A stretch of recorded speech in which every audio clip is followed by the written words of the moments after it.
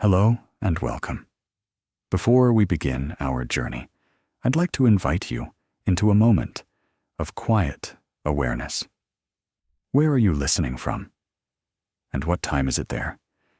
Is it late evening, with the world outside settling into a hushed, velvety dark, or perhaps early morning, with the first delicate light just beginning to define the shapes of trees and buildings?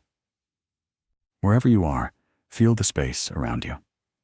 Notice the gentle rise and fall of your own breath, the quiet, steady presence of your body resting. There's nothing to do, nowhere to be, except right here, in this calm. Our exploration tonight is about comfort. Specifically, the deep, often unspoken comfort we find in the familiar patterns of our days. As we grow older, the morning cup of tea prepared just so, the evening chair by the window, the well-worn path of a daily walk, can transform from simple habits into profound sources of support. They become like trusted friends to our bodies and minds. To understand why, we must begin at the most fundamental level, with the body's own innate, ancient understanding of time. Within each of us, from the moment of our birth, there has ticked a biological clock of exquisite precision. This is not a metaphor, but a physical reality woven into our very cells. It is called our circadian rhythm, a term derived from the Latin circa diem, meaning about a day. This rhythm is the master conductor of a vast internal symphony. It cues the rise and fall of hormones, the ebb and flow of body temperature, the rhythms of digestion and cell repair, the cycles of sleep and wakefulness. For decades of our lives, this conductor is remarkably adaptable, able to adjust to late nights, shifting work schedules, and travel across time zones. But as we grow older, a subtle and significant transformation often occurs. This internal timekeeping system can become both more fragile in the face of disruption and more powerful in its need for regularity. It begins to prefer a consistent score, played at the same tempo each day. This is the foundational, biological reason why the comfort of routine often deepens with time. When we align our daily lives with this innate rhythm through predictable patterns, we are not being rigid or resistant to change. We are engaging in a profound act of biological respect.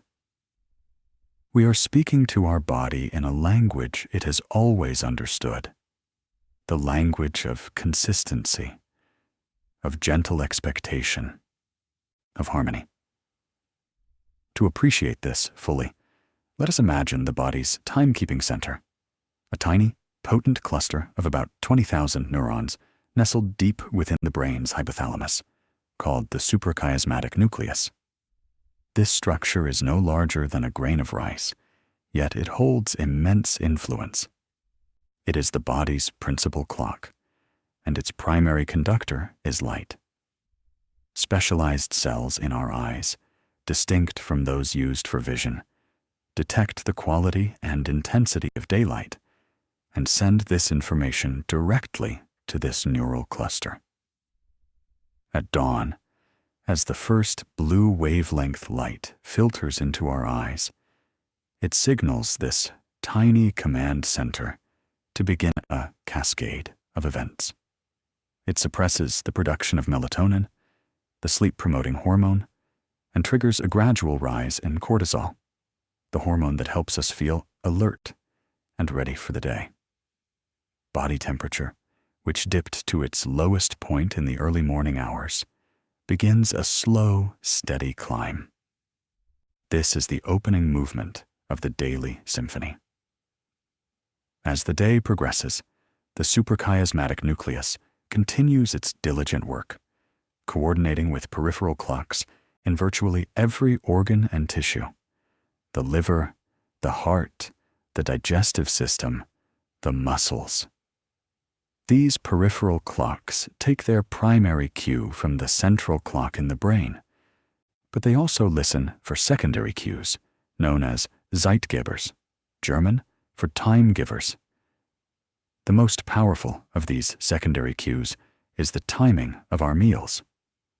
When we eat at regular intervals, we send a clear, reinforcing signal to the liver and the digestive system about the time of day. Physical activity is another potent cue. A daily walk or period of exercise helps synchronize the clocks in our muscles and cardiovascular system. Social interaction and consistent bedtime routines also play supporting roles.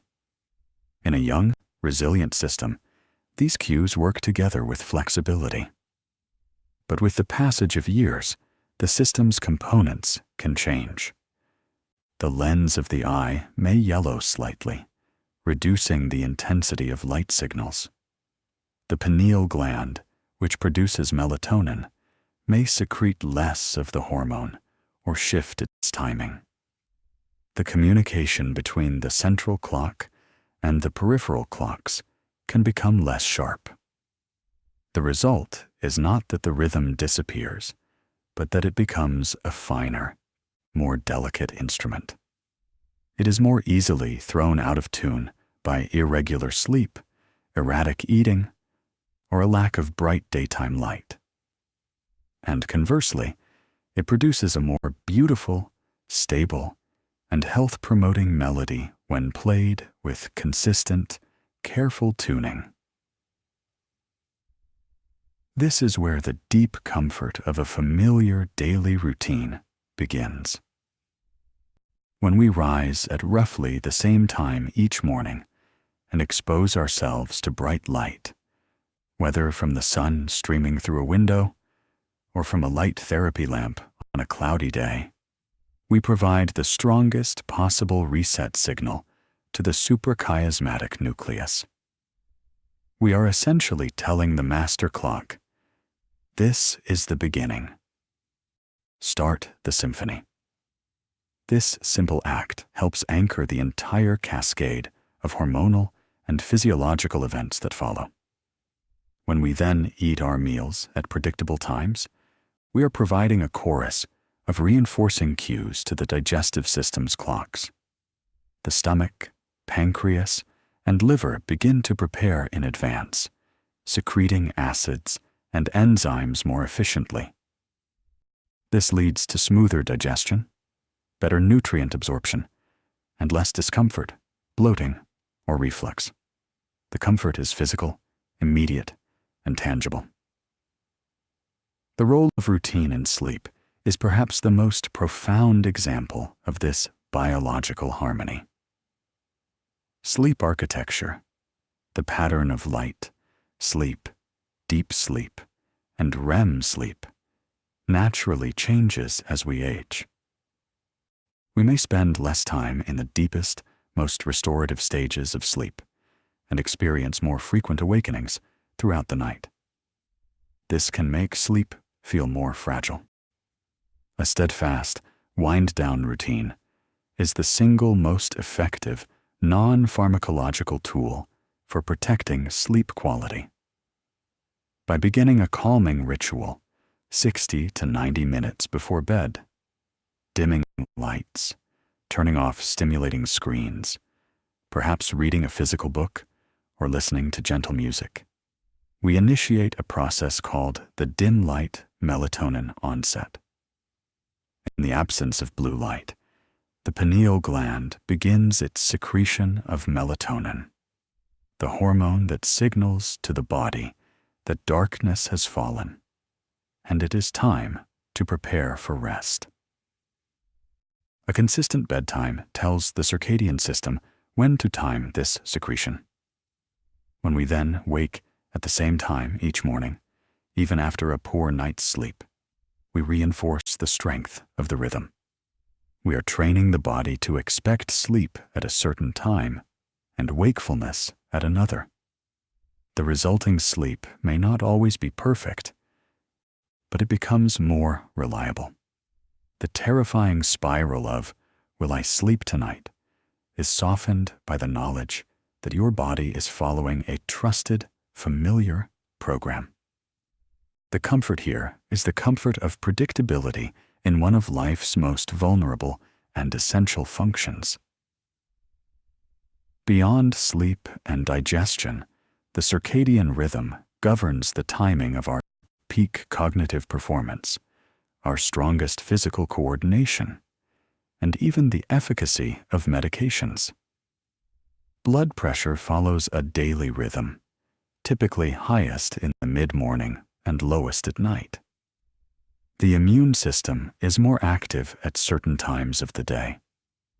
There is even emerging science in the field of chronopharmacology, which studies how the timing of drug administration can maximize benefits and minimize side effects based on the body's rhythms. A routine that incorporates consistent timing for medications is therefore not just about remembering to take them. It's about allowing them to work in concert with the body's innate cycles. For someone managing a chronic condition like hypertension, arthritis, or diabetes, this synchronization between routine and biology can be a cornerstone of stable health.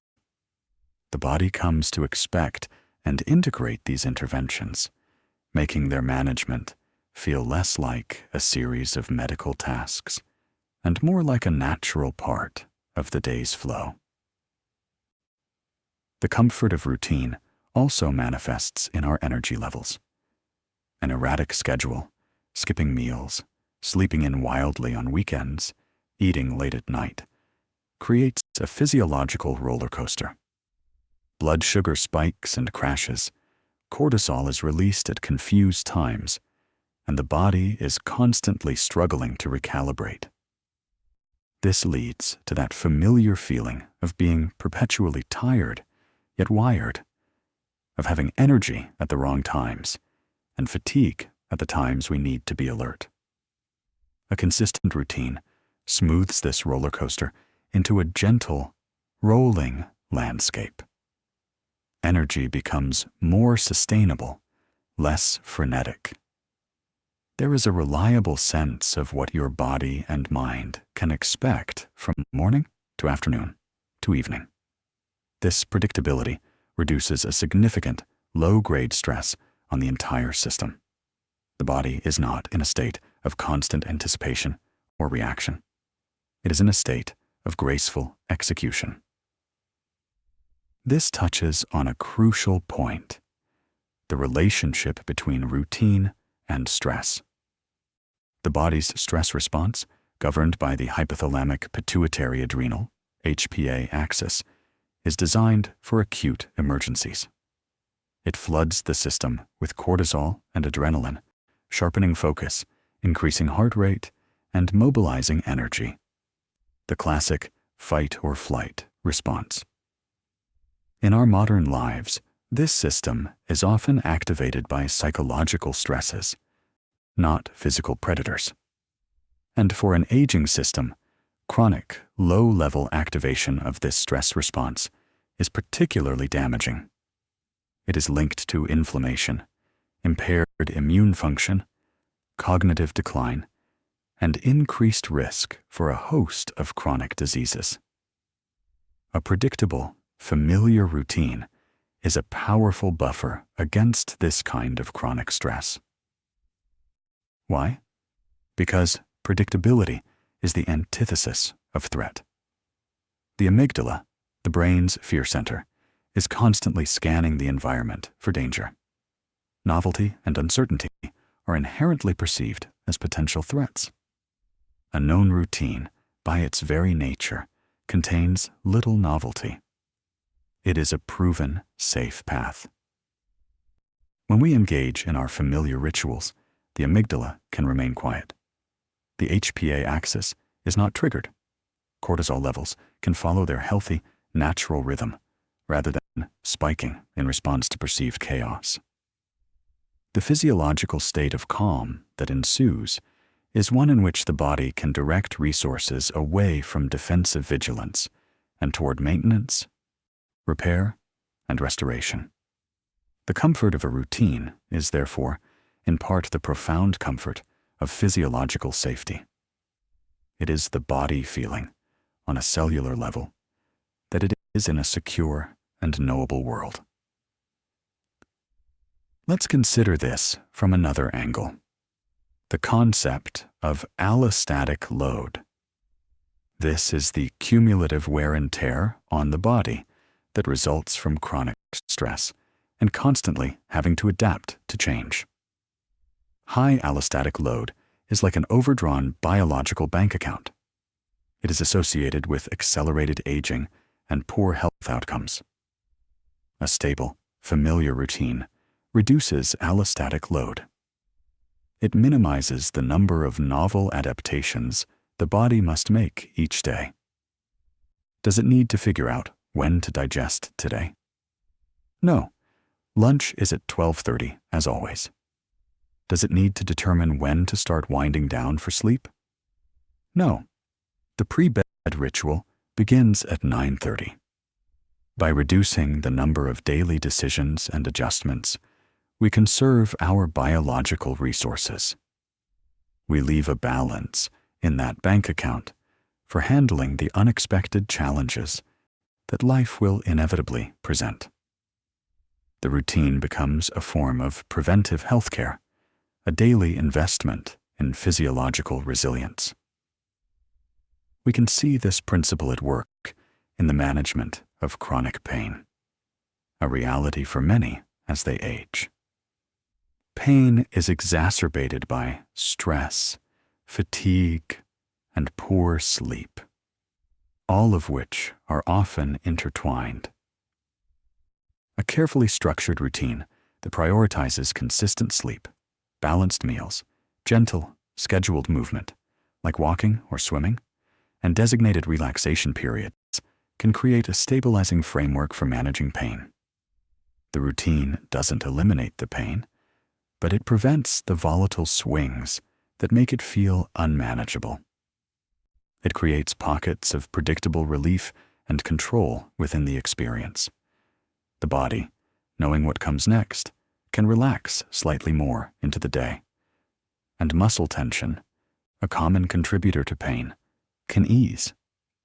The comfort found here is the comfort of a softer, more navigable landscape, even within a persistent challenge. Finally, we must acknowledge the deep, almost primal connection between routine and seasonal rhythms, which themselves are an extension of our circadian biology. For most of human history, our lives were inextricably linked to the sun, the seasons, and the agricultural calendar. While modern life has insulated us from many of these forces, our biology still remembers. There is a reason we often feel like nesting in the fall, or feel a surge of energy in the spring. These are subtle, ancestral rhythms. As we age, and perhaps spend more time at home, we may unconsciously, or consciously, begin to align our personal routines more closely with these natural cycles.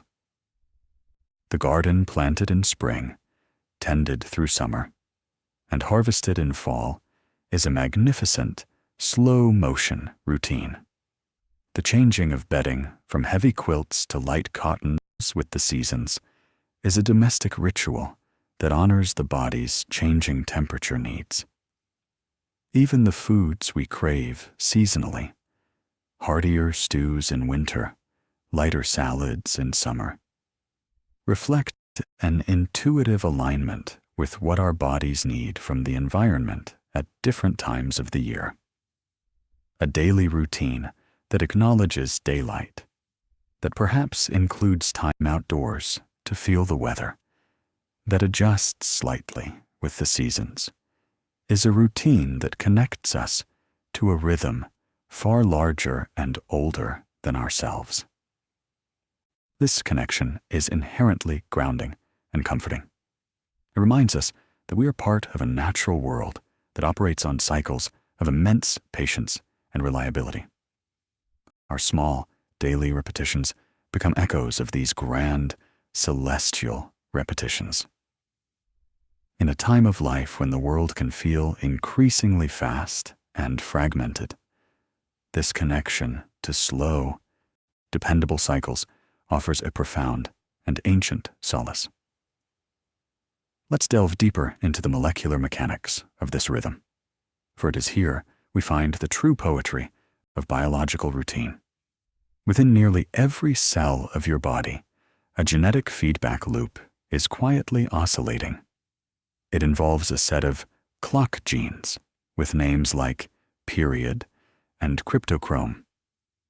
Their activity rises and falls over roughly 24 hours, producing proteins that interact to turn their own production on and off in a beautiful, self-regulating loop. This cellular clockwork regulates the expression of perhaps 40% of our genes, dictating when different proteins should be manufactured for optimal function. In the liver, clock genes help time the enzymes that process fats and sugars. In the heart, they influence the proteins that regulate rhythmic contraction. In the pancreas, they manage the release of insulin. When we disrupt our sleep-wake cycle or eating patterns, we send conflicting signals to these millions of cellular clocks. They fall out of sync with each other and with the central conductor in the brain, a state scientists call circadian misalignment. This internal disharmony is linked to metabolic disorders, mood disturbances, and impaired immune response. A consistent routine, by providing clear, repeated environmental signals, helps keep this vast orchestra of cellular clocks in synchrony. It ensures the liver is prepared for a meal when it arrives, that the muscles are primed for activity at the usual time, that the brain's cleanup processes, the glymphatic system, activate powerfully during the expected sleep window.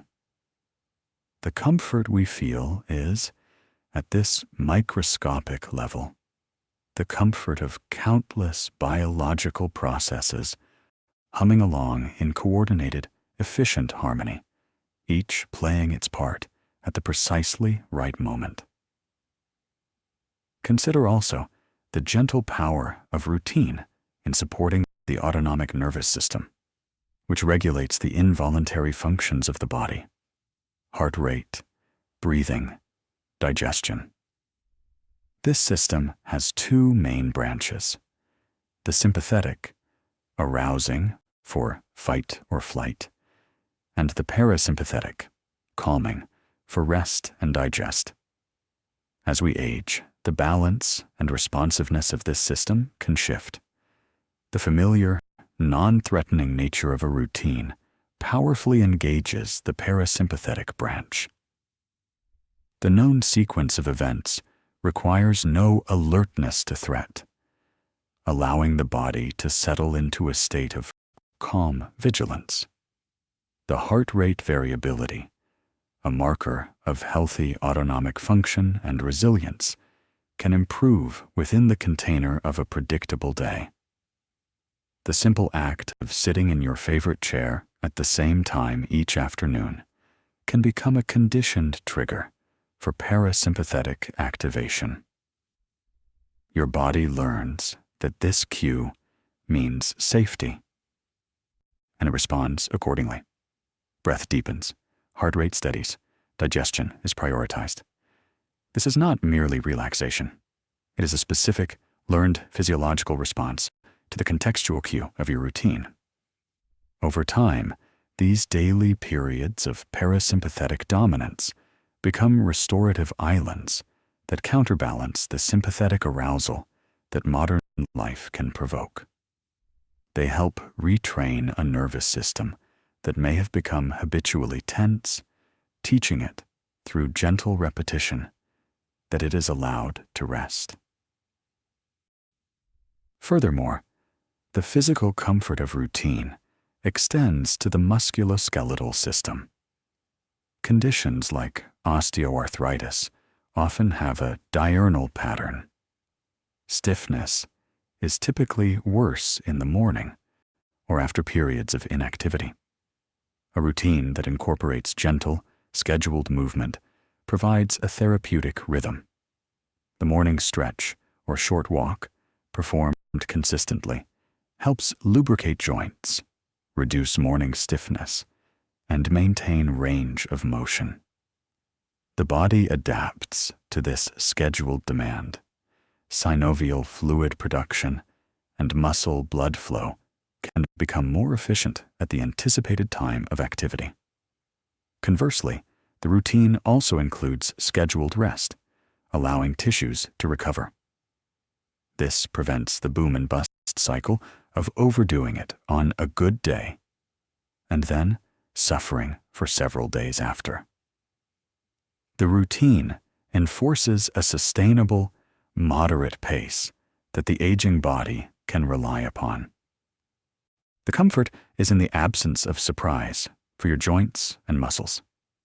They are prepared, warmed, and cared for on a schedule they come to know and trust.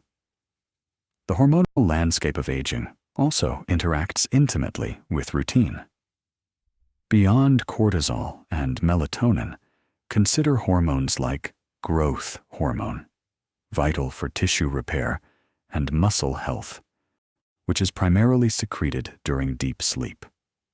By safeguarding sleep quality through routine, we support this essential nightly repair process. Insulin sensitivity also follows a circadian pattern, typically highest in the morning.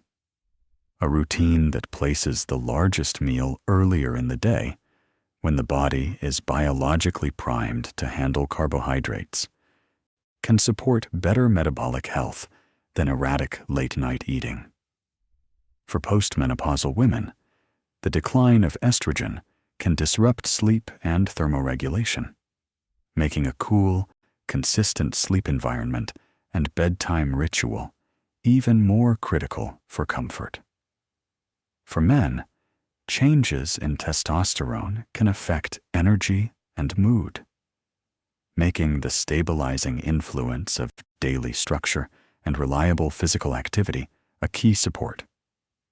In each case, a well-crafted routine doesn't reverse hormonal changes, but it creates an external framework of stability that helps the body adapt to and navigate these internal shifts with greater grace and less distress. The immune system, too, is a creature of habit. Its activity is profoundly circadian. The production and deployment of various immune cells, T cells, B cells, natural killer cells, peak at certain times of day, often in anticipation of waking and increased exposure to pathogens. Sleep is when the immune system consolidates its memory of past infections. Disrupting sleep and daily rhythms through irregularity can weaken immune surveillance and response. This may be one reason why shift workers who live in a state of chronic circadian misalignment show higher susceptibility to certain infections and chronic inflammatory conditions. For an older adult whose immune system may already be undergoing immunosenescence, a natural age-related decline in function, protecting its natural rhythm through routine becomes a valuable strategy for supporting resilience.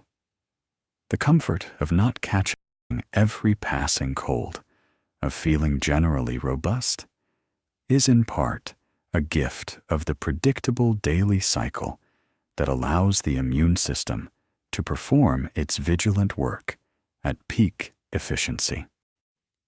We must also speak of the gut microbiome, that vast ecosystem of bacteria residing in our intestines, which we now know communicates bidirectionally with the brain and influences everything from mood to metabolism.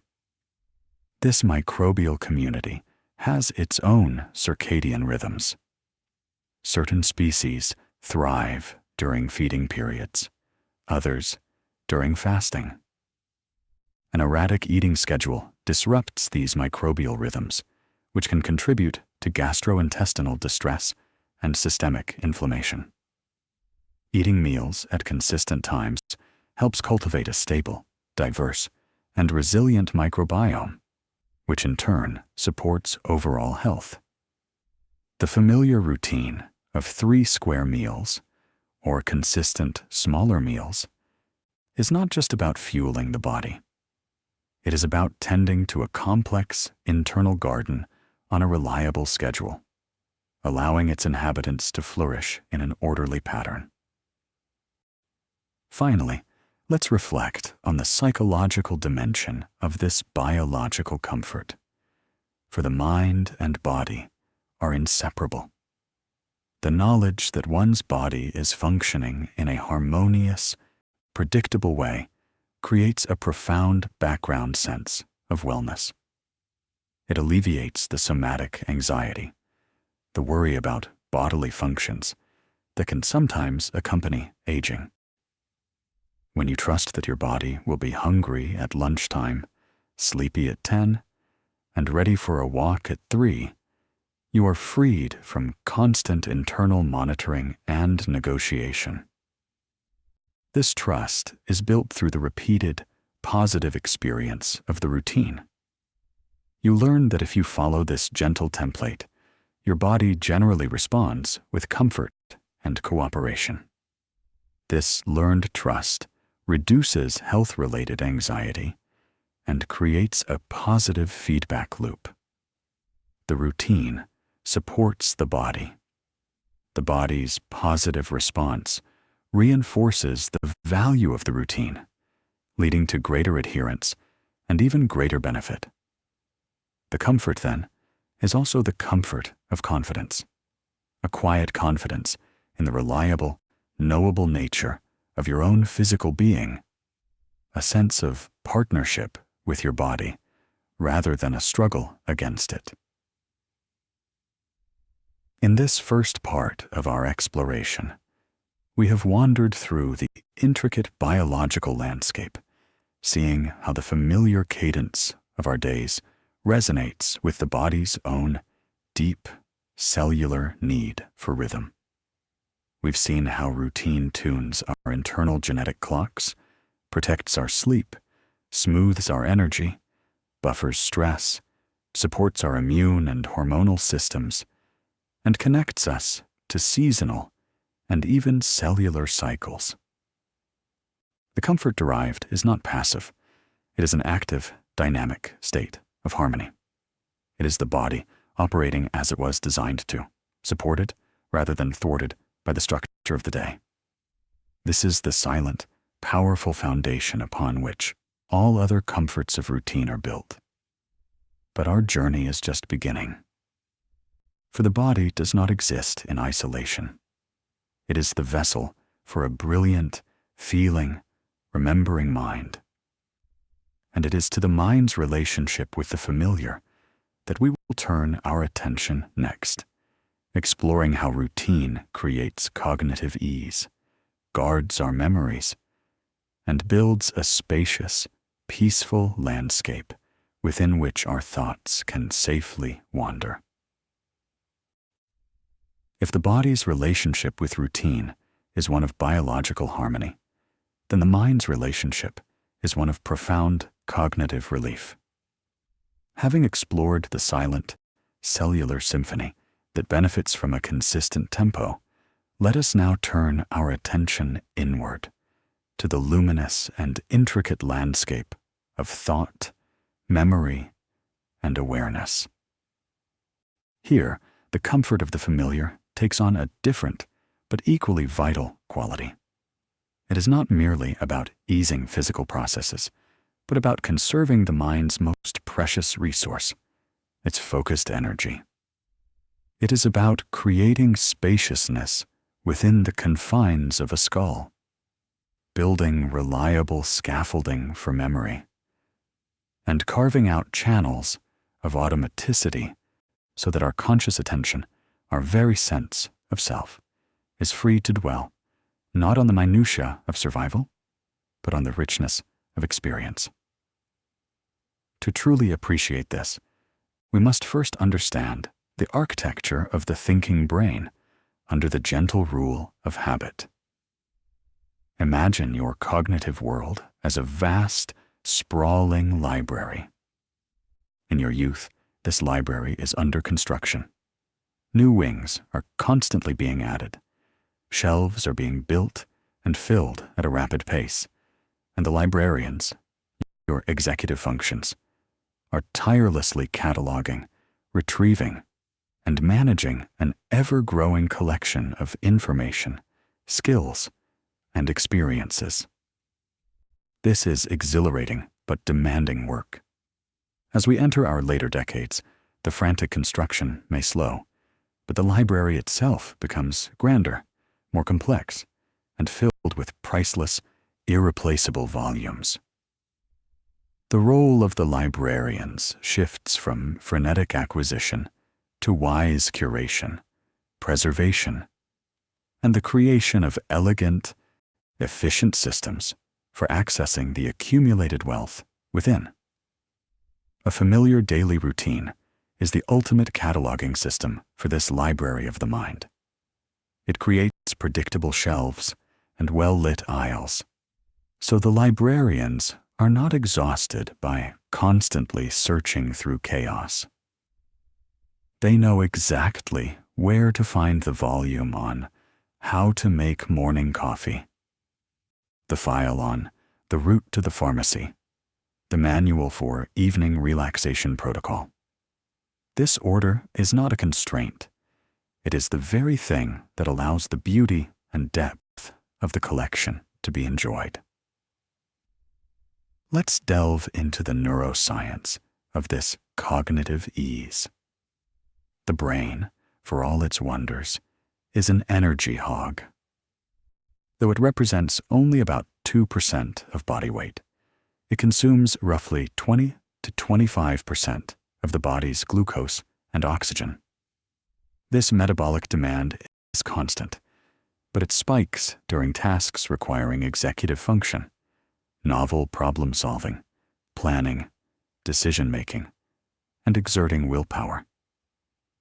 These high-order tasks are managed primarily by the prefrontal cortex, PFC, the brain's sophisticated CEO.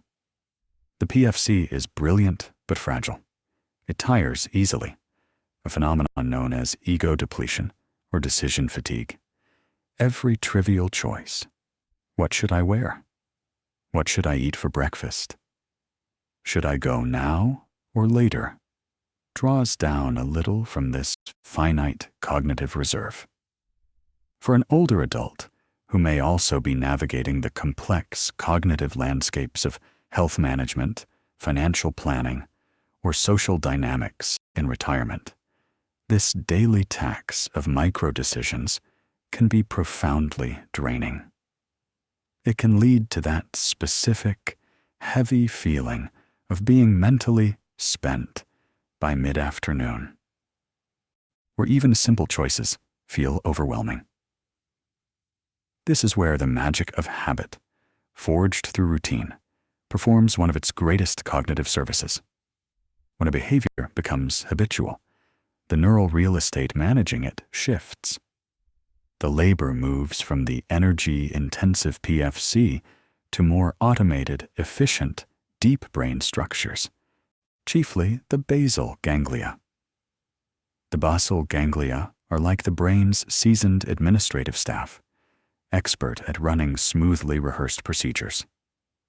Through a process called chunking, a complex sequence of actions, like preparing tea, taking a shower, or completing a morning exercise set, is bundled into a single, fluid program. This program can be initiated with a minimal cognitive trigger, a time of day, a location, a preceding action, and then runs almost automatically. The conscious, deliberative mind is freed. The immense cognitive comfort this provides is the comfort of mental delegation. You are not deciding to brush your teeth. you are simply executing the pre-bed program. The mental energy saved is not trivial. It is a significant cognitive surplus. This surplus is the raw material for a higher quality of mental life. Liberated from the mundane, the mind's energy can be redirected toward what psychologists call cognitive leisure, or undirected thought. This is the state where mind wandering, creativity, reminiscence, and subtle problem-solving occur. It's the mental space where you suddenly remember a long-forgotten friend's name, where you have a novel insight into a personal relationship, where you truly lose yourself in a book or a piece of music, or where you simply enjoy a sustained, peaceful awareness of the present moment. A robust routine, by automating the infrastructure of the day, actively creates this space. It transforms cognitive energy from a scarce resource spent on survival into an abundant resource available for enrichment. The comfort is the quiet joy of an uncluttered mind, a mind with room to breathe and expand. Now, let's explore the intricate, sometimes anxious, relationship between routine and memory, one of the mind's most cherished faculties. Memory is not a monolithic entity, but a federation of systems. We have episodic memory for personal experiences, semantic memory for facts, procedural memory for skills like riding a bike, and the often overlooked perspective memory, our memory for the future. Perspective memory is what allows us to remember to perform an intended action later, to take medication, to mail a letter, to make a phone call at 3 p.m. This type of memory is notoriously vulnerable. It relies heavily on the already busy prefrontal cortex and is easily disrupted by distraction, stress, or even slight fatigue. Age-related changes can make this system less reliable, leading to the frustrating and sometimes worrisome experience of, I know I had something to do, but what was it? A well-crafted routine is the most elegant and powerful workaround for the fragility of prospective memory. It externalizes memory. When you embed a crucial action into a strong, contextual habit, you transfer the burden of remembering from your internal neural networks to the external structure of your environment and your behavior. You don't have to remember to take your heart medication. You take it when you pour your second cup of coffee. The act of pouring the coffee is the cue. The routine holds the intention for you.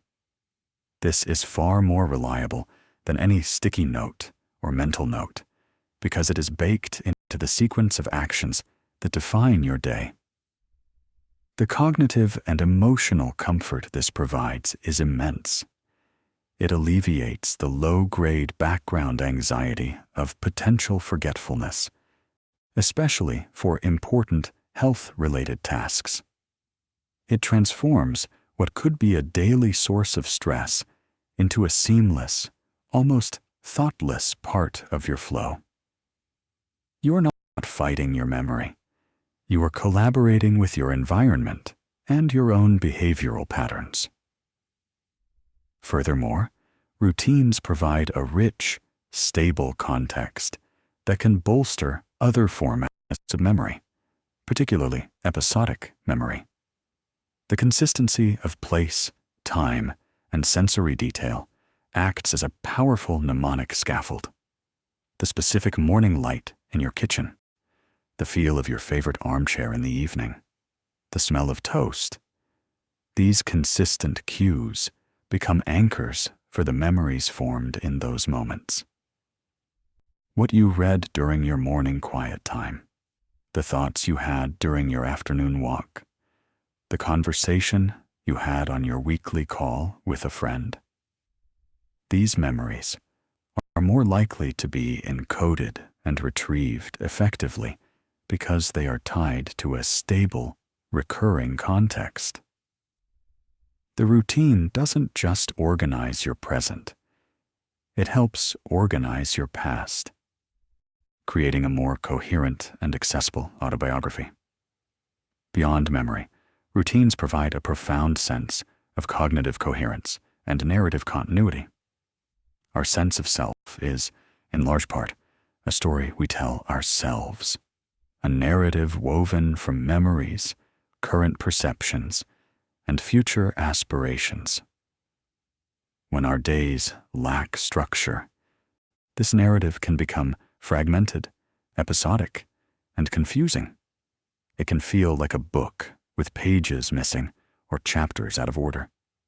A well-established routine provides the narrative structure for our daily lives. It creates the chapter headings: morning, afternoon, evening. It establishes the themes: care for the body, engage the mind, connect with others, seek peace. This structure helps integrate our experiences. The quiet reflection period before bed allows the mind to process the events of the day, to file them away, to find meaning in them. The planning done in the morning sets an intention, a direction for the narrative. This narrative function becomes critically important during major life transitions, such as retirement or the empty nest phase, when the external, socially provided scripts, the work chapter, the parenting chapter, may conclude. In this vacuum, a personal, intentional routine becomes the author of our days. It answers the potentially unsettling question: what do I do with my time now? With a gentle, reassuring answer: you live a life of chosen meaning in this beautiful, repeated pattern. This fosters a resilient sense of purpose and identity. The routine whispers, this is who I am. I am a person who tends a garden, who learns, who creates, who connects, who reflects. It is a powerful antidote to the aimlessness or loss of identity that can sometimes accompany major life changes. The psychological safety offered by a predictable routine also directly modulates the mind's ancient fear systems, which we first encountered in their biological guise with the amygdala. From a cognitive perspective, uncertainty is a primary fuel for anxiety. The brain is fundamentally a prediction engine, a magnificent organ dedicated to building models of the world and forecasting what will happen next to ensure survival. When the environment is unpredictable, when the brain's models fail, it triggers an error signal. This error signal activates the amygdala and the stress response system, putting the mind and body on alert. A predictable routine satisfies this deep-seated need for accurate prediction. The brain's model of what happens at 10 a.m. is highly accurate. There is no prediction error, no need for vigilant threat scanning within the domain of the routine. This cessation of alarm signals is what allows the brain's default mode network, DMN, to activate more freely and peacefully. The default mode network is a fascinating constellation of brain regions that becomes active when we are not focused on a specific external task.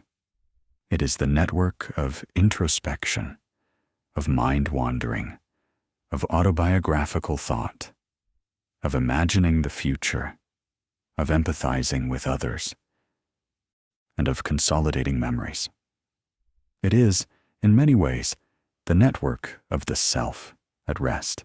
When we are chronically stressed or in novel, demanding environments, the DMN is suppressed. The brain is too busy managing the external world to reflect on the internal one. The safe, predictable container of a routine allows the DMN to come online in a healthy, relaxed way. This is the cognitive state we often enter during gentle, repetitive tasks: knitting, pulling weeds in a familiar garden, walking a well-known path, or simply gazing out a window with a cup of tea. It is not a state of idleness, but a state of essential mental integration. In this space, the mind connects disparate ideas, solves problems indirectly, processes emotions, and generates creative insights. The routine, by providing a world of reliable predictions, grants safe passage into this fertile internal landscape. It creates the conditions for what the poet and philosopher John O'Donohue might have called the time of the heart, where the mind is free to meander in the fields of its own being. Moreover, routines serve as powerful, non-pharmacological tools for emotional and mood regulation, processes deeply interwoven with cognition.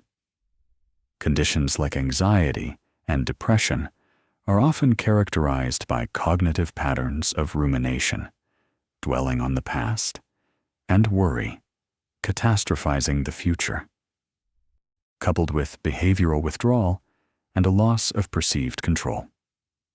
A gentle but non-negotiable routine acts as a powerful behavioral activator.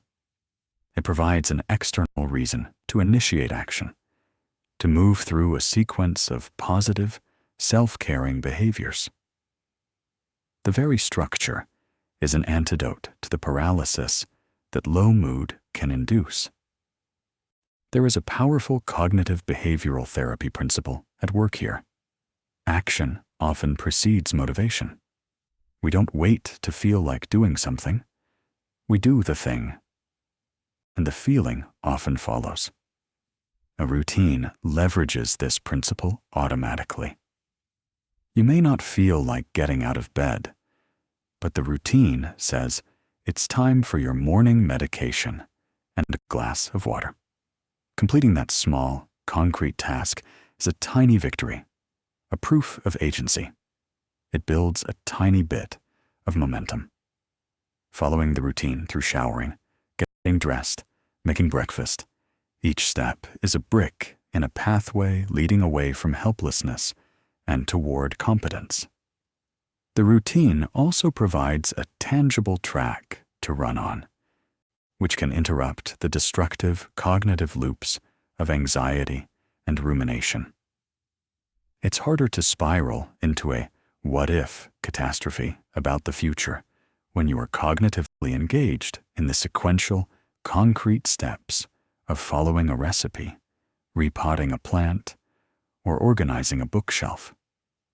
The routine demands a mild, productive focus on the present moment and the task at hand. This mindful engagement, even if forced at first, draws cognitive resources away from the worry circuits and into the sensory motor present. The comfort here is the comfort of a cognitive lifeline. On a difficult day, the routine is not a rigid dictator, but a kind guide. It says, you don't have to figure everything out right now. Just do this one next thing. This can be profoundly stabilizing in the midst of emotional turbulence. In the realm of lifelong learning and cognitive maintenance, the concept of use it or lose it, routine is the engine of discipline.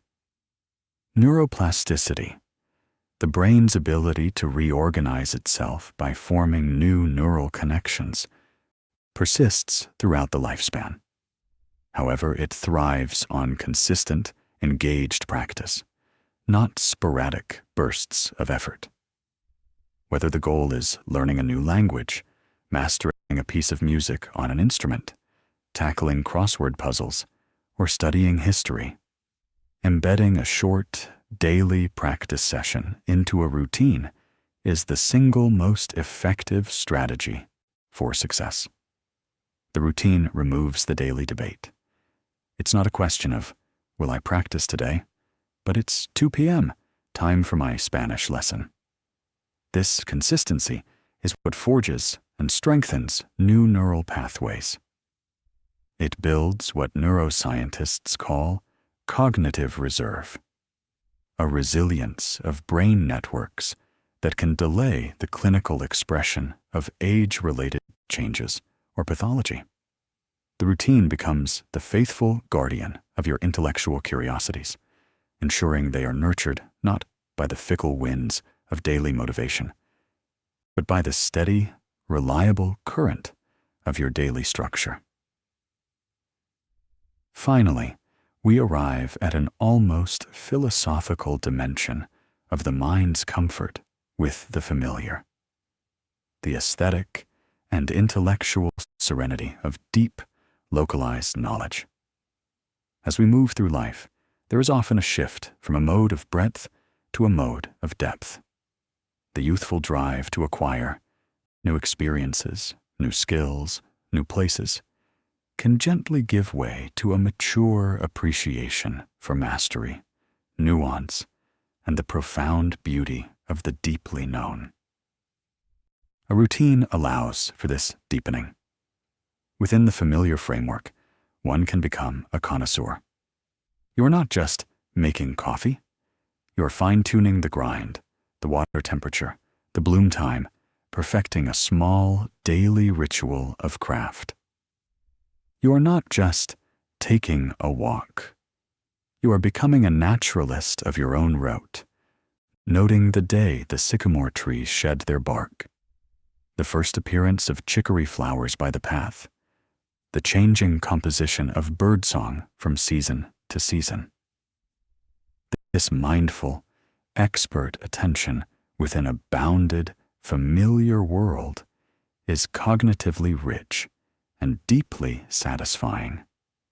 It cultivates patience, acute observation, and a wisdom that comes from intimate familiarity. It answers the mind's desire for meaning, not through constant novelty, but through profound appreciation. The comfort here is the comfort of the sage, not the tourist. It is the mind finding infinite interest and peace in the subtleties of its own carefully tended garden, rather than constantly seeking new horizons. It is the cognitive embodiment of the poet William Blake's idea: to see a world in a grain of sand and a heaven in a wild flower. Hold infinity in the palm of your hand and eternity in an hour. In this second part of our exploration, we have journeyed through the cognitive and psychological landscape, seeing how the familiar pathways of routine conserve precious mental energy, create robust external memory systems, forge a coherent personal narrative, provide a safe harbor for the mind to wander and integrate, regulate mood through structure and action, enable the discipline necessary for lifelong learning, and foster a deep, aesthetic appreciation for the known world. The mind, liberated from the exhausting burdens of constant choice and uncertainty, finds space to expand, to reflect, to create, and to simply exist in a state of peaceful, aware abundance. This cognitive liberation is a quiet triumph of a life well structured. But we are not merely biological organisms with brilliant minds. We are also emotional and social beings, with hearts that seek safety, connection, and the warm glow of belonging. Our journey, therefore, must now descend from the cognitive heights into the warm, resonant chambers of the emotional heart, to understand how our most familiar rituals become the very anchors of our emotional world, the silent language of our relationships, and the gentle keepers of our deepest sense of self.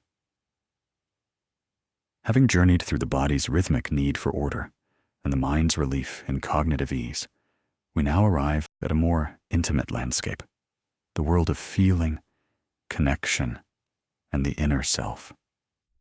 This is the domain of the heart, not merely as a physical organ, but as the symbolic center of our emotions, our attachments, our sense of belonging, and our deepest memories.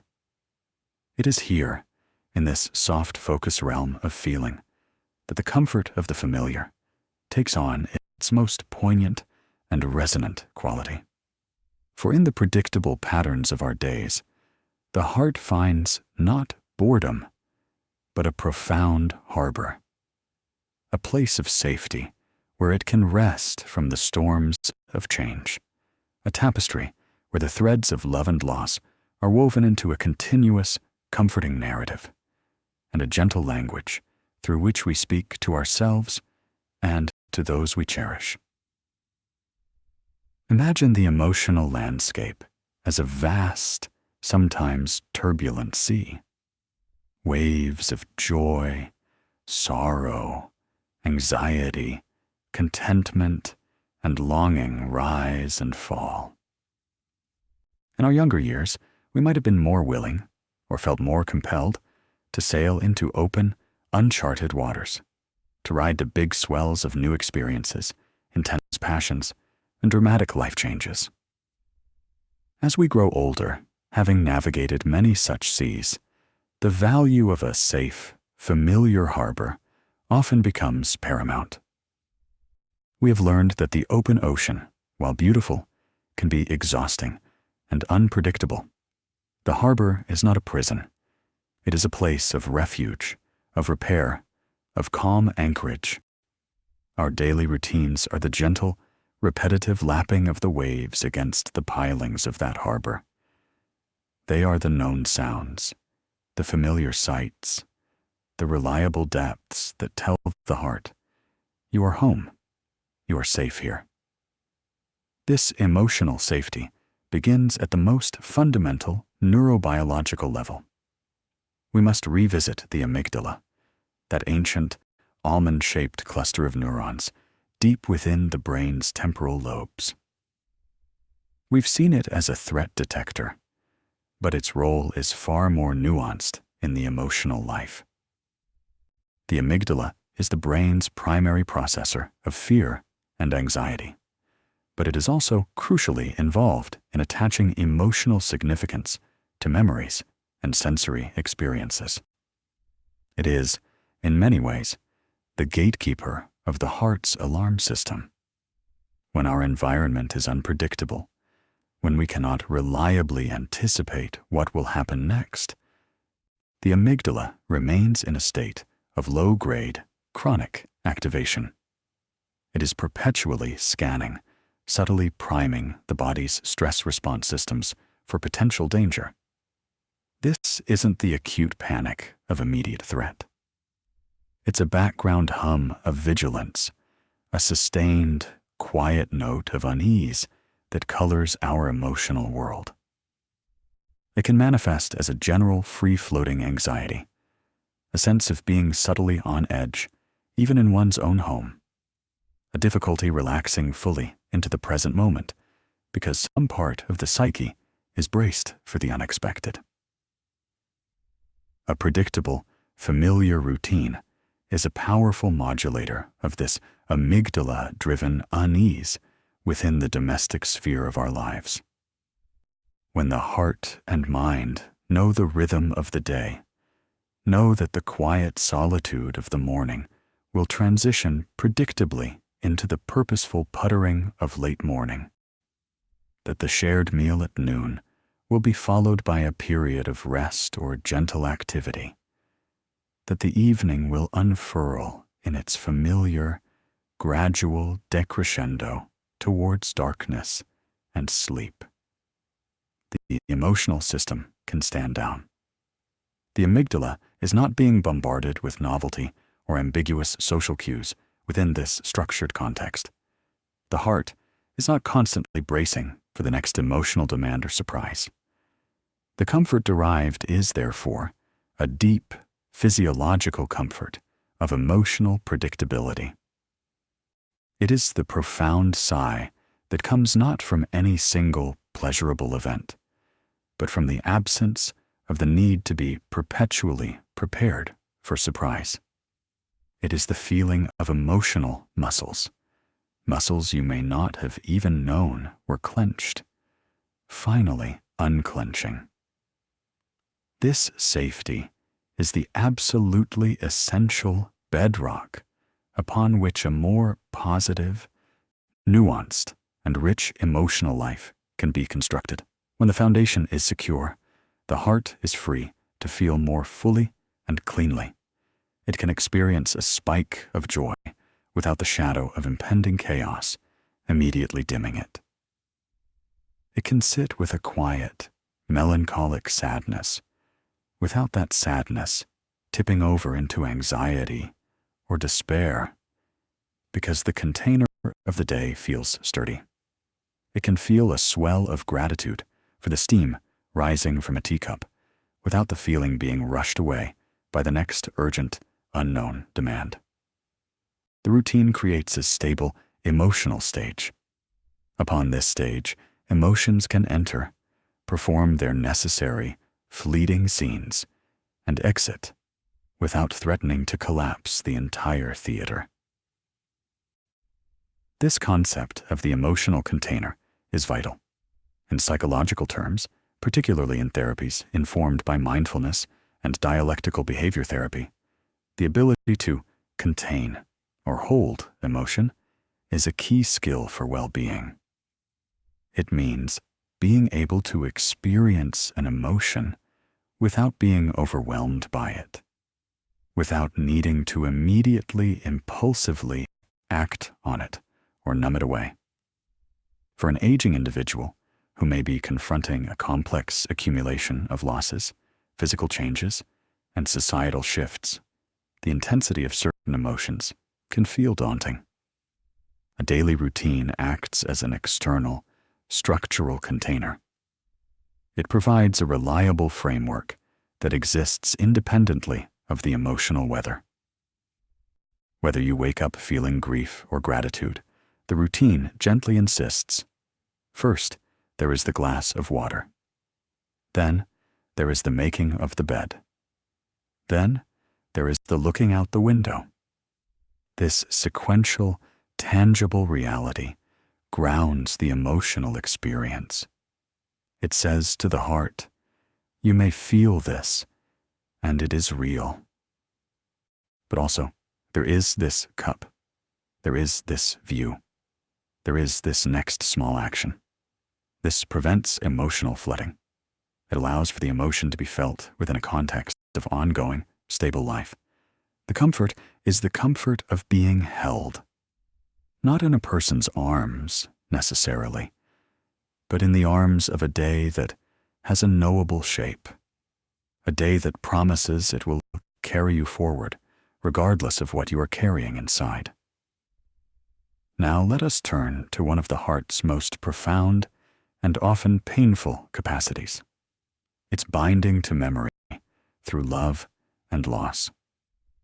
Our emotional lives are a continuous conversation between the present self and the selves of the past, and with the others who have inhabited our past. Grief, nostalgia, enduring love, tender regret, these are all dialogues across time. In times of acute loss, particularly the death of a spouse, partner, or lifelong friend, the world can shatter. The shared future you imagined evaporates. The present becomes a landscape of agonizing absences, where every object, every time of day, seems to scream of what is missing. It is in this raw, devastating landscape that small, familiar routines can transform from mundane habits into sacred, heartbreaking lifelines.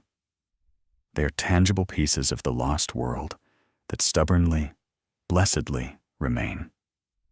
The act of brewing the morning coffee just the way your partner liked it.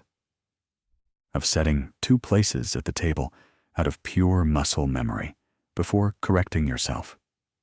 Of watching the evening news program you always watched together in silence. These are not empty, mechanical gestures. They are rituals of continuity.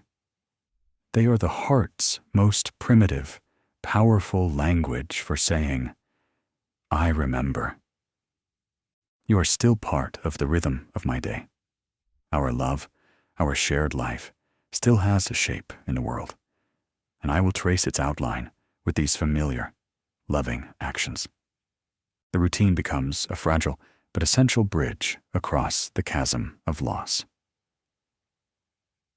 Psychology speaks of continuing bonds, the idea that healthy grief does not necessarily mean completely detaching from the deceased, but rather finding new ways to maintain a connection.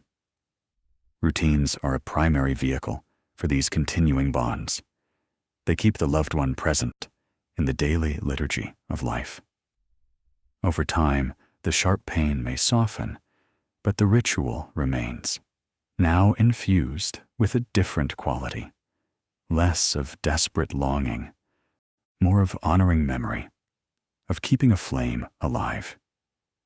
This provides a minimal, essential structure for a self that might otherwise feel utterly dissolved.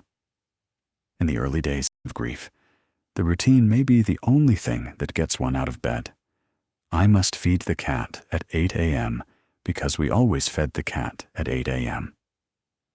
This simple animal care imperative, embedded in the old shared routine, becomes an anchor to life itself. The comfort here, though born of sorrow, is the comfort of fidelity.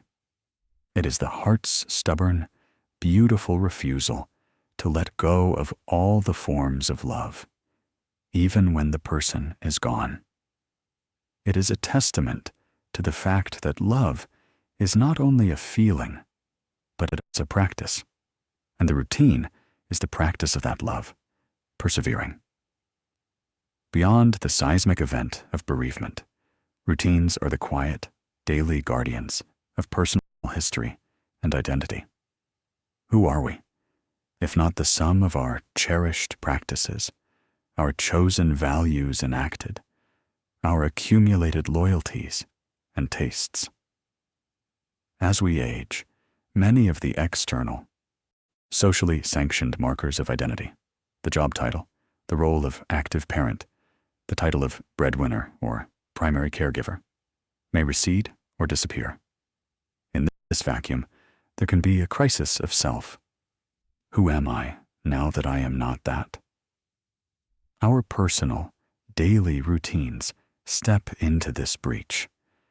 They become the daily, lived reaffirmation of who we are at our core, stripped of external roles. The morning hour spent reading history or poetry says, I am a curious and reflective person. The weekly meticulous tending of a compost bin and garden says, I am a steward of living things, a patient observer of cycles.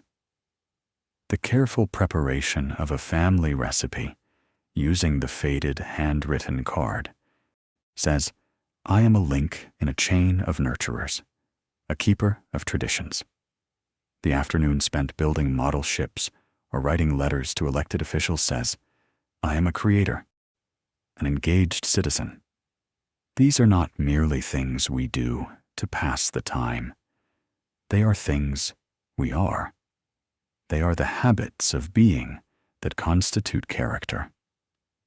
In a culture that can subtly marginalize older adults, rendering them invisible or defining them solely by their needs, these private, self-directed rituals are a powerful, internal assertion of selfhood. They whisper consistently to the heart, you are still you. You have a style, a pace, a set of deep preferences and values, and you enact them every single day. You are the author of this day. This provides a profound source of emotional comfort, the comfort of self-continuity. The heart is reassured that the essential person it has loved and inhabited for decades remains intact, expressed faithfully in the quiet, repeated rhythm of chosen actions. This aligns with the psychological task of later life, described by Erik Erikson as integrity versus despair. Integrity arises from a feeling that one's life has been, and continues to be, coherent and meaningful.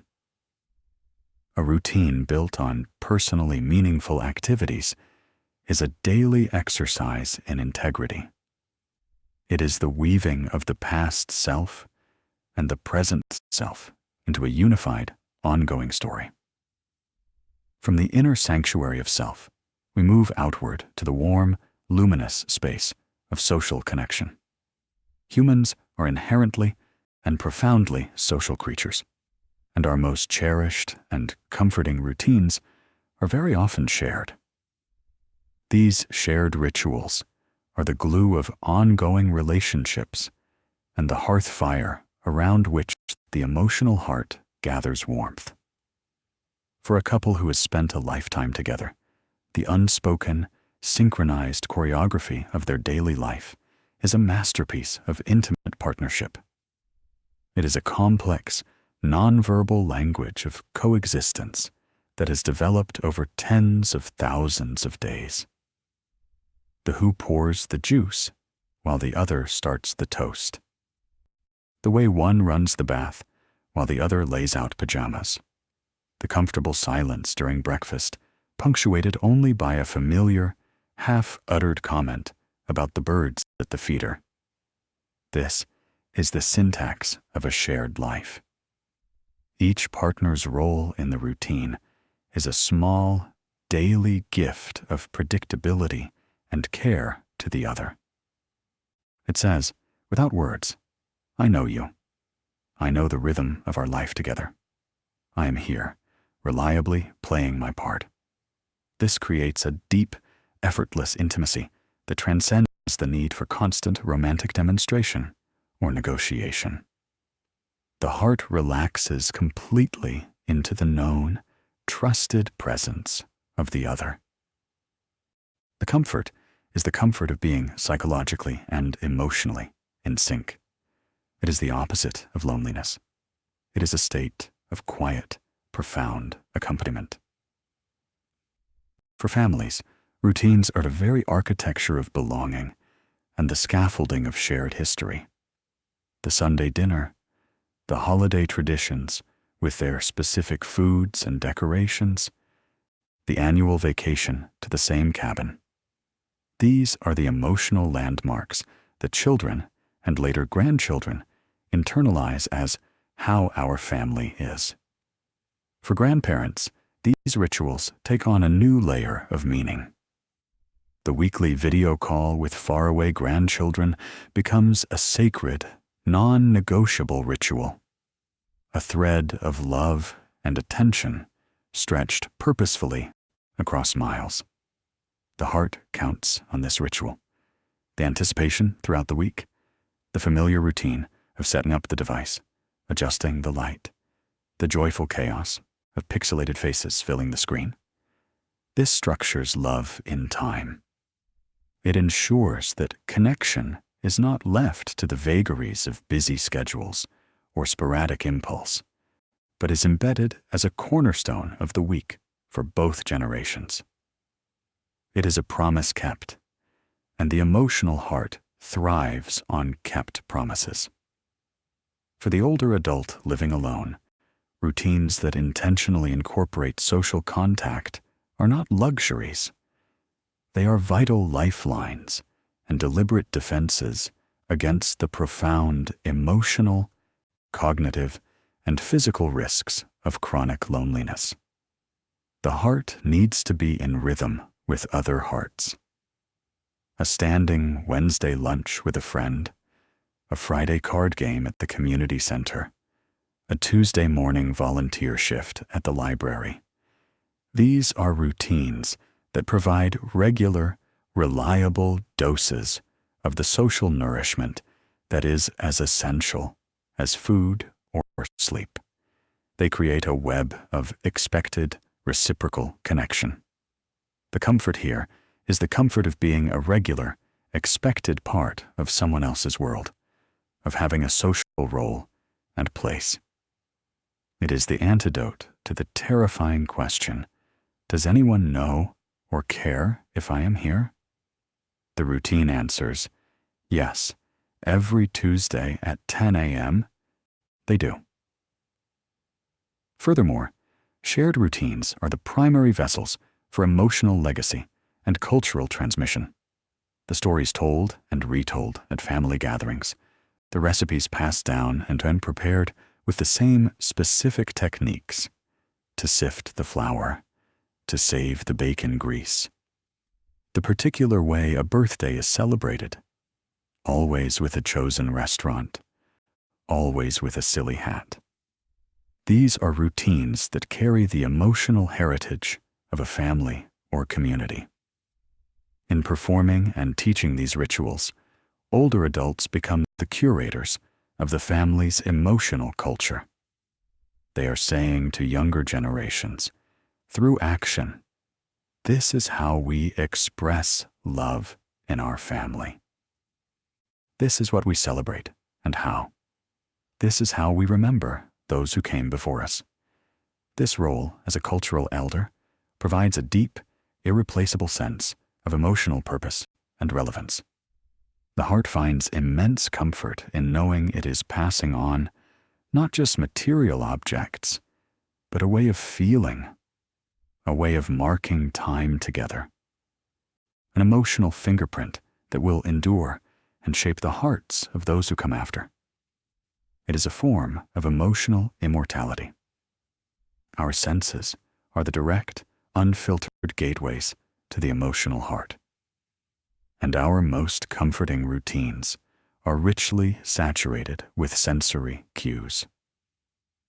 The smell of a particular brand of soap or baking powder, the sound of a specific piece of classical music played every Sunday morning, the feel of a well-worn gardening apron tied around the waist, the taste of a favorite stew that simmers every Friday, the sight of a certain patterned teacup catching the morning light. These are not neutral data points for the brain. They are emotionally charged symbols, imbued with layers of personal history. The neuroscience behind this is particularly potent for the sense of smell. The olfactory bulb, which processes smell, has a direct, almost unfiltered neural pathway to the amygdala and the hippocampus, the brain's centers for emotion and memory. This is why a scent, the smell of rain on dry earth, of a certain pipe tobacco, of a grandmother's perfume, can bypass conscious thought and instantly, overwhelmingly evoke a memory and its full associated emotional landscape. A routine that deliberately incorporates these sensory elements is therefore a routine that gently and regularly tugs on the heartstrings of positive memory and association. The familiar scent of the lavender sachet in your linen closet doesn't just imply freshness. It may vividly summon memories of a mother folding laundry, infusing a mundane chore with a wash of peaceful, loving nostalgia. This is nostalgic comfort, and it is a legitimate, potent form of emotional sustenance. It reassures the heart that the past, with all its loves, joys, and securities, is not lost. It is actively woven into the very fabric of the present moment through these sensory rituals. The heart is a time traveler, and our routines, through the senses, give it regular, gentle tickets for the journey. Routines also serve as accessible, gentle tools for in-the-moment emotional regulation.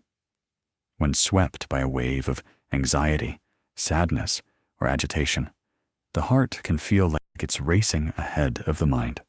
Thoughts can scatter like leaves in a wind, and the world can feel unstable and overwhelming. In such states, consciously engaging in a simple, familiar, tactile routine can be a form of emotional first aid. The actions of methodically folding a basket of warm laundry, repotting a root-bound plant, organizing a bookshelf by color, or even meticulously cleaning a pair of eyeglasses. These are concrete, sequential, and have a clear, achievable end point.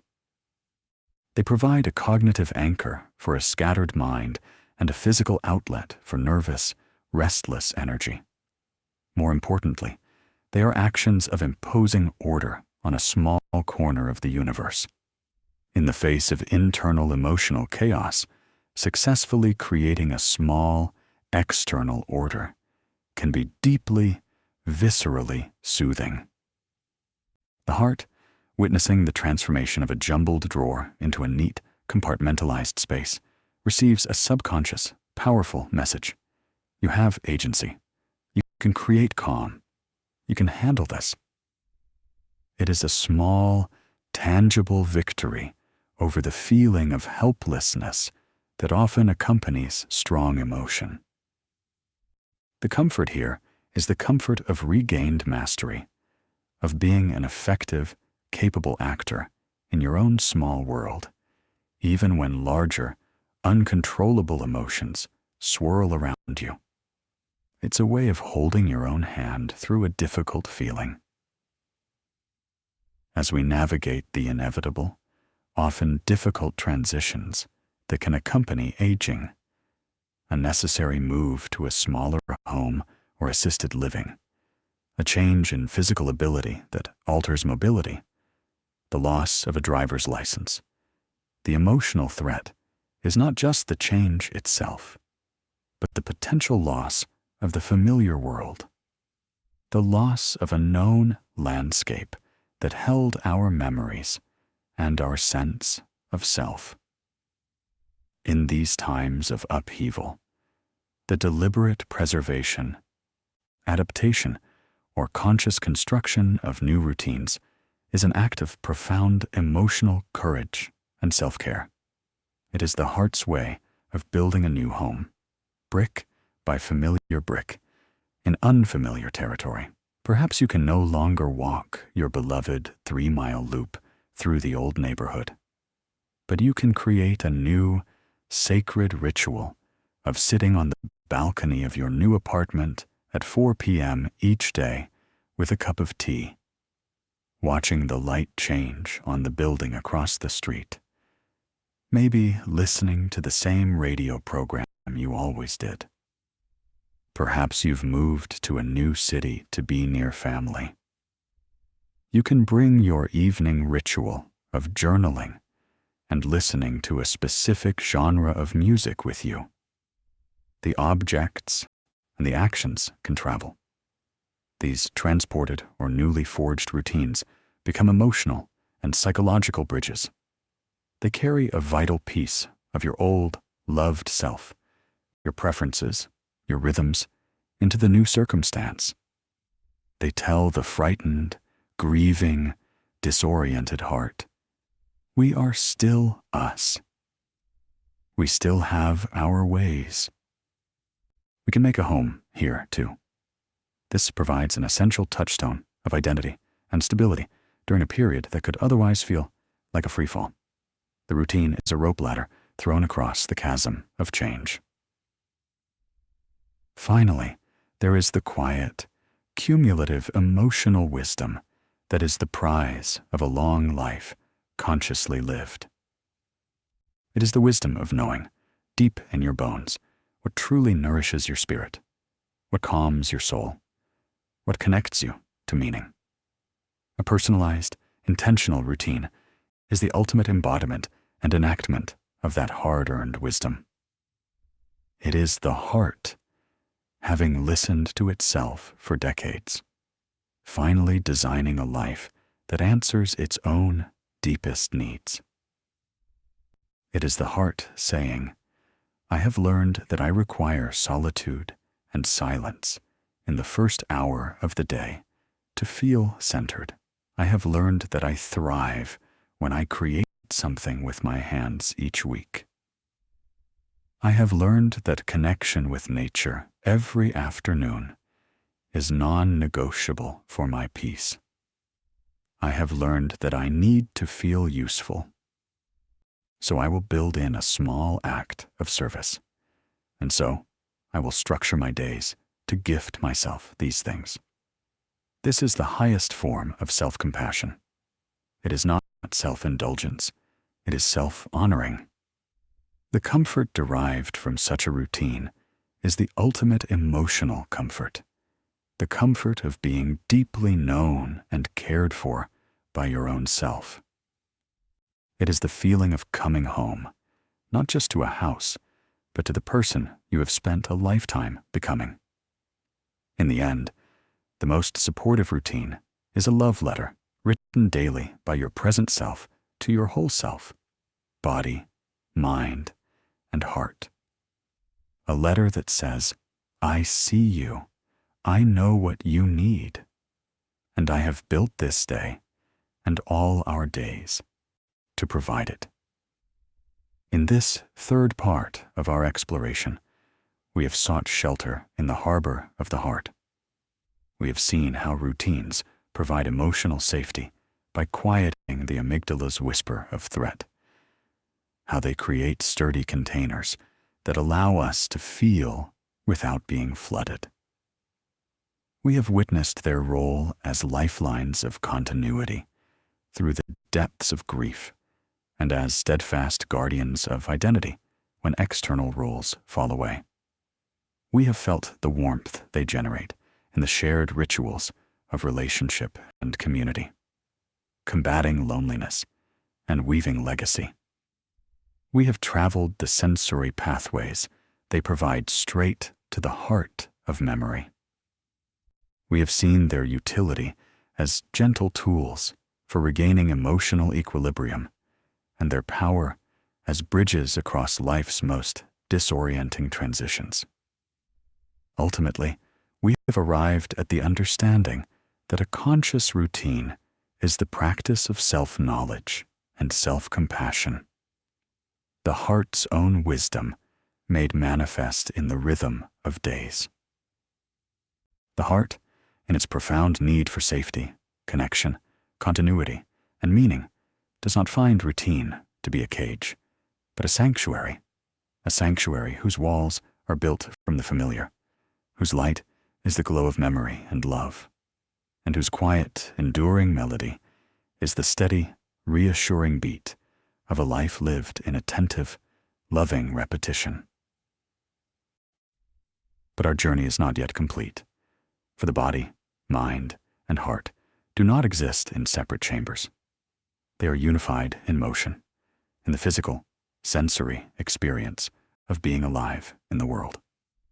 The final arc of our exploration, therefore, must bring us to a synthesis, to the ritual of motion itself, to the profound comfort of the sensory body in purposeful action, and to the practical, graceful art of mindfully crafting a daily life that supports the whole integrated self. It is to this final, holistic understanding that we now turn. We have traveled far together. We have witnessed the body's deep, cellular sigh of relief in predictable rhythm. We have felt the mind's liberation as it delegates the mundane to the grace of habit. We have sheltered in the heart's harbor, where routines forge safety, continuity, and connection. Now we arrive at a synthesis, a bringing together of all these threads into the tangible, flowing experience of being. This final part of our journey is about the ritual of motion itself. It is about how the body, in its wise and aging form, finds confidence and comfort, not in stillness, but in familiar, gentle movement. It is about how our senses, when honored by routine, become guides to presence and pleasure. And ultimately, it is a practical, compassionate guide on how to consciously craft the quiet architecture of your days, building a life that feels not constrained by routine, but profoundly and gently supported by it. Let us begin with the body in motion. As we age, the relationship with our physical form can become complex. It may speak in new dialects of stiffness or caution. In this context, the idea of exercise can feel daunting, medicalized, or driven by a punishing ethos of improvement. But the comfort of routine offers a different path, the path of ritualized, familiar motion. This is not about peak performance. It is about kinesthetic confidence, the deep-seated trust in your body's ability to navigate its world safely and with a sense of agency. This confidence is built brick by brick through daily, repeated movement patterns. Consider the profound concept of proprioception, your body's unconscious sense of where it is in space. Proprioception is what allows you to walk without looking at your feet, to reach for a teacup without knocking it over, to rise from a chair with fluidity. This sense can diminish with age, contributing to instability and fear of falling. However, proprioception is a use it or lose it sense, and more importantly, a practice it and improve it sense. A daily routine that incorporates the same gentle movements, the specific stretch upon waking, the deliberate walk around the same block, the methodical gardening tasks, the Tai Chi sequence in the living room, actively trains and reinforces this internal map. The body learns the precise angles, the required muscle engagements, the subtle weight shifts. With each repetition, the neural pathways governing these movements become more insulated, more efficient. The motion becomes not just familiar, but known in the muscles and joints themselves.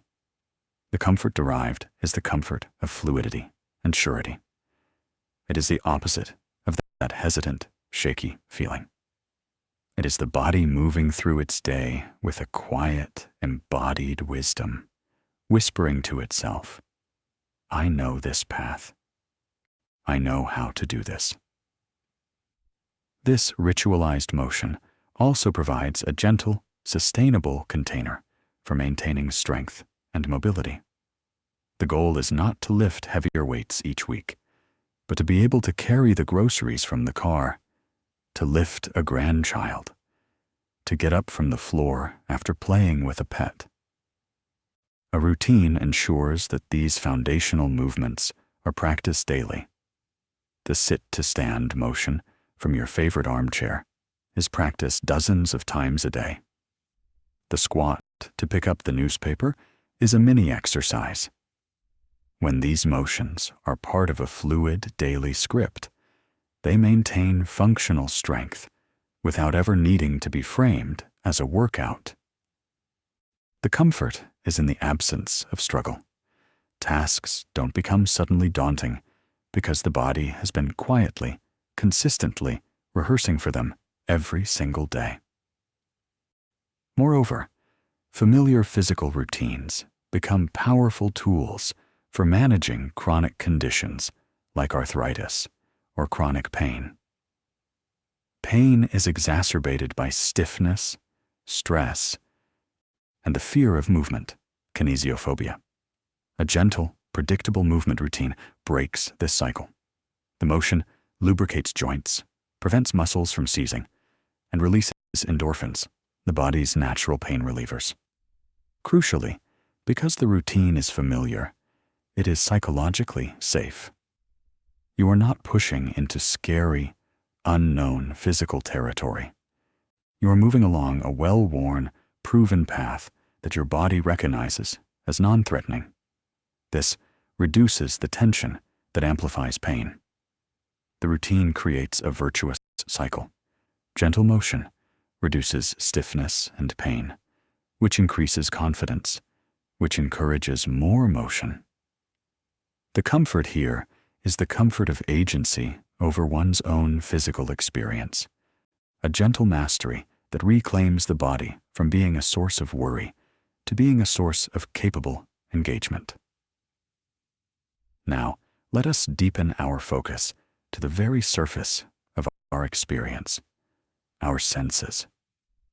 As the broader world may become less predictable, the sensory world within our routines can become a curated landscape of comfort. Our senses are portals to the present moment, and routine, perhaps counterintuitively, can heighten our sensory awareness, not dull it.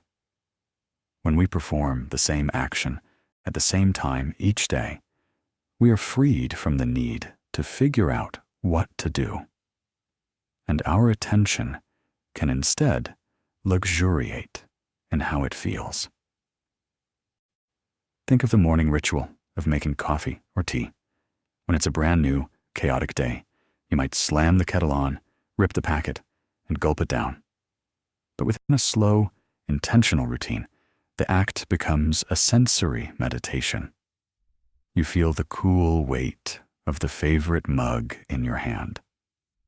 You watch the precise color of the liquid as it darkens into the French press.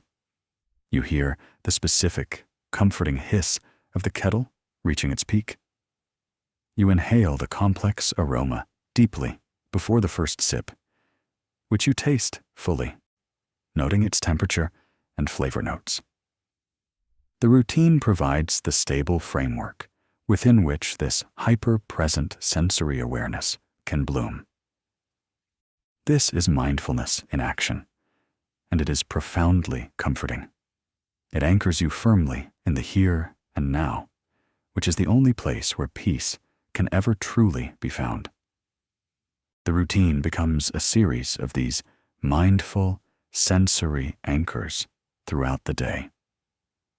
The feel of warm dishwater on your hands, the sound of a specific bird at the feeder in the afternoon, the texture of a beloved wool blanket in the evening, the taste of the mint you brush your teeth with before bed.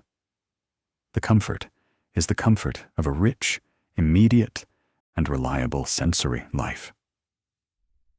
This sensory curation extends to our environment. A routine naturally leads to a personalized, comforting environment. The chair is always in the right place for the morning light. The books are stacked just so on the bedside table. The radio is tuned to the preferred station for the afternoon broadcast. This environmental predictability is a form of sensory safety. The eyes aren't scanning for novelty. They are resting on known, pleasing arrangements. The ears aren't assaulted by unexpected noise. They anticipate the known, pleasant sounds of your personal ecosystem.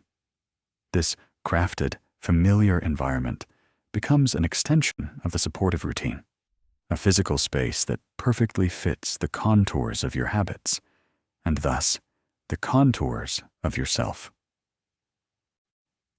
So how does one begin to consciously craft these supportive rhythms, especially if life feels unstructured or adrift?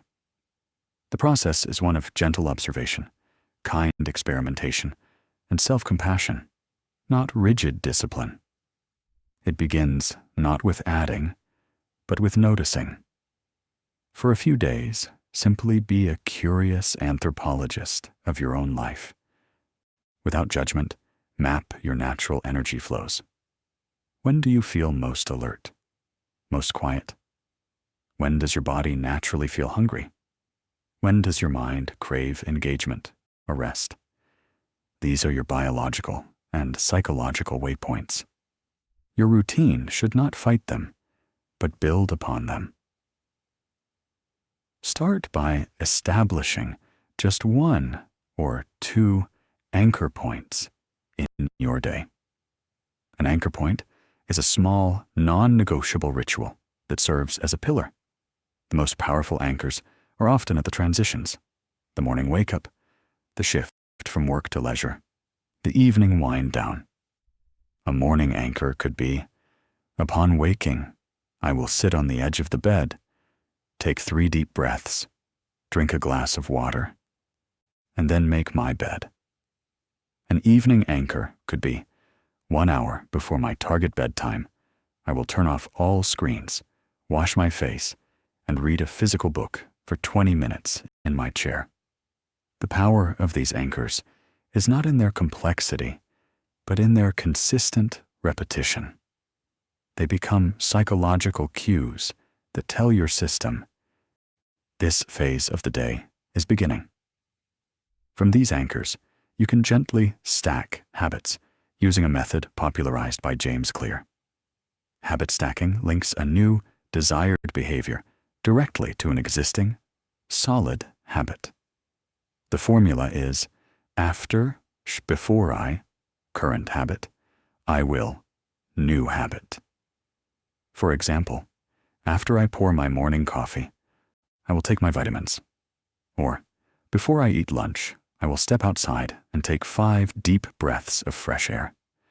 The existing habit acts as a reliable trigger, pulling the new one along with it. This is how a routine expands organically, not through sheer willpower, but through intelligent design. Crucially, your routine must be yours. It should reflect your deepest preferences, not societal shoulds.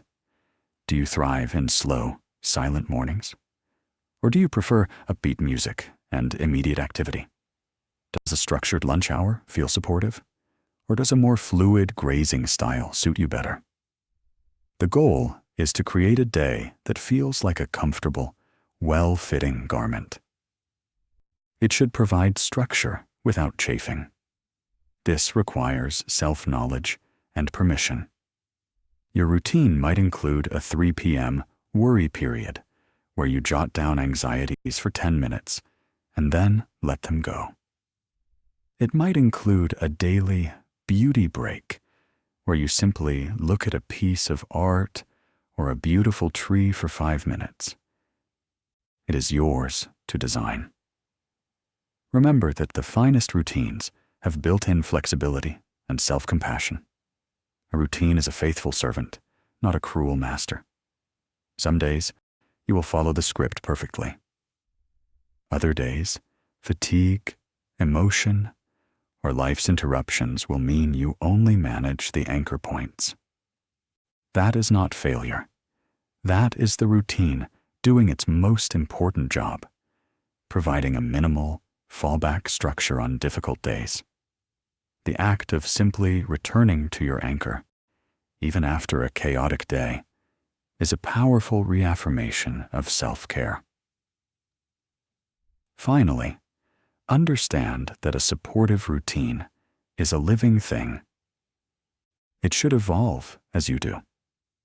As seasons change, your routine might shift.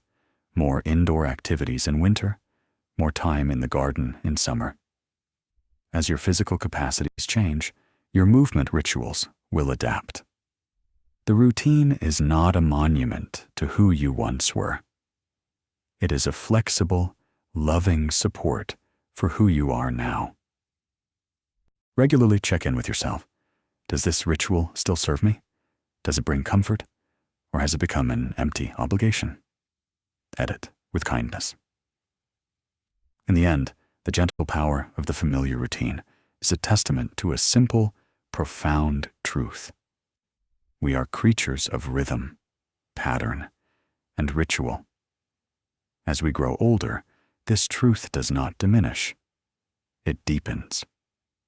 The body seeks the rhythm for its repair, the mind for its peace, and the heart for its sanctuary. To craft and honor a daily routine is to engage in a quiet, lifelong conversation with your own being. It is to say, through action, I am here. I am paying attention.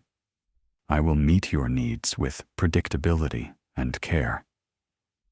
The world outside may be fast, loud, and ever-changing, but within the gentle, repeating patterns of your own well-crafted day, you build a universe of constancy, a universe where you can rest, restore, and fully inhabit the dignified, beautiful, and comfortable journey of your own long life. And so, as our exploration draws to a close, let the stars of your own quiet understanding begin to shine. We have drifted through a landscape of gentle truths, from the cellular clocks to the cognitive maps, from the emotional harbors to the rituals of motion. You have seen how the familiar is not a cage, but a canvas, not a limitation, but a liberation.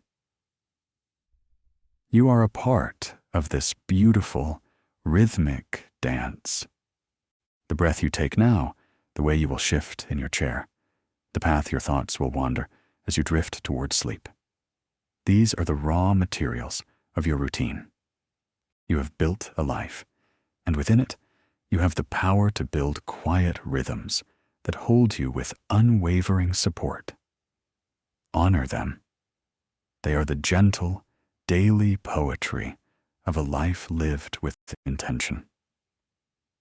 If this calm exploration of comfort and routine has been a peaceful companion for you, if it has offered a new lens through which to view the architecture of your days, I have a gentle and sincere request. If you feel so moved, please consider liking this video and subscribing to the Quiet Vitality channel. Your simple gesture helps others who might also be seeking a moment of calm understanding find their way to this peaceful space. It allows us to continue crafting these conversations together. Thank you deeply for your presence here. However you choose to close this day and begin your night, may you do so with immense kindness toward yourself, with gratitude for the familiar ground beneath your feet, and with the quiet confidence that comes from knowing you can build, day by gentle day, a life that feels truly and comfortably your own. Good night.